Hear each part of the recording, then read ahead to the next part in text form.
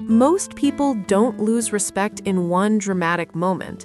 They lose it slowly, quietly, in ways they never notice. You think respect disappears because you don't have enough money, because you're not attractive enough, because you're not powerful enough. But psychology suggests something far more uncomfortable. Respect fades because of subtle behavioral signals you keep repeating. And the worst part? You might be sending them every single day. Let's break this down.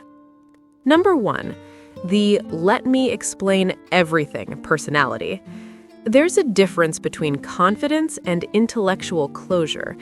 The moment you stop asking questions and start correcting everyone, people stop seeing you as smart. They start seeing you as rigid. Psychologists call this cognitive overconfidence, when your certainty grows faster than your understanding. Truly intelligent people stay curious. Insecure people try to sound certain. And respect follows curiosity, not volume. Number 2, the helpless identity. Pay attention to how often you say, "This always happens to me. I can't catch a break. People are just against me." At first, people empathize. Over time, they withdraw. Why? Because humans are wired to admire agency. In behavioral psychology, individuals with an internal locus of control are perceived as stronger and more competent.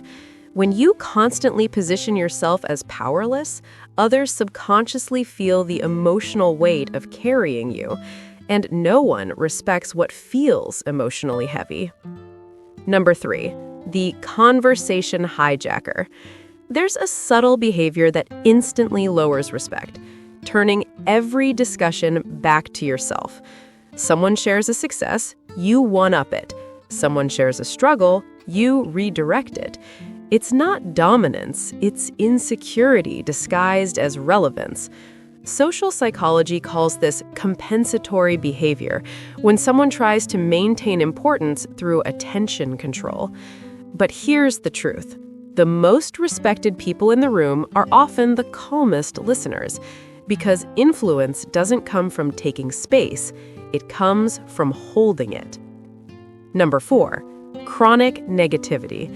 You think you're just being honest, but if every topic becomes criticism, sarcasm, or complaint, you're not being real. You're spreading emotional static. Research on emotional contagion shows that moods transfer rapidly in social groups. Negative tone spreads faster than positive tone.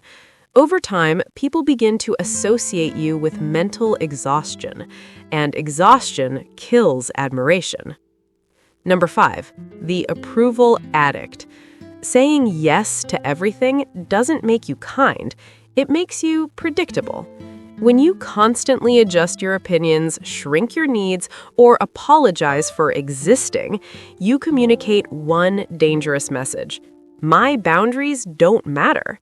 And psychology is clear on this. Self-respect precedes external respect. People trust those who can tolerate disapproval. They doubt those who avoid it at all costs. You don't gain respect by being agreeable. You gain it by being grounded. Number 6, the blame reflex. Watch what happens when something goes wrong. Do you immediately point outward? Your boss, the economy, your childhood, your friends? Blame is a defense mechanism. It protects your ego, but it also signals immaturity.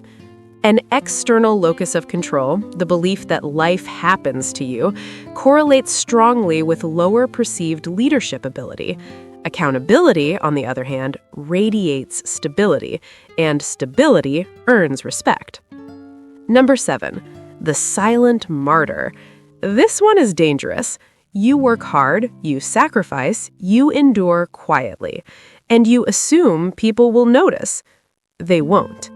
Not because they don't care, but because respect is built on visible standards, not hidden suffering. Integrity must be observable. If you never express your values, never assert your limits, never articulate your standards, people can't align with them. And what people can't see, they can't respect. Here's the uncomfortable truth. Respect is not granted based on your intentions.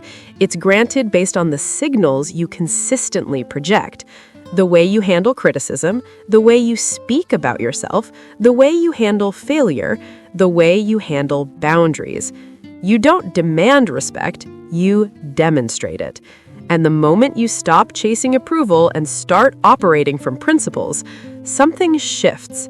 You become calmer, stronger, less reactive, and suddenly, you don't have to convince anyone of your worth. They feel it. If you're ready to rewire your mindset and build unshakable presence, stay with me, because here we don't just discuss psychology, we use it to transform you.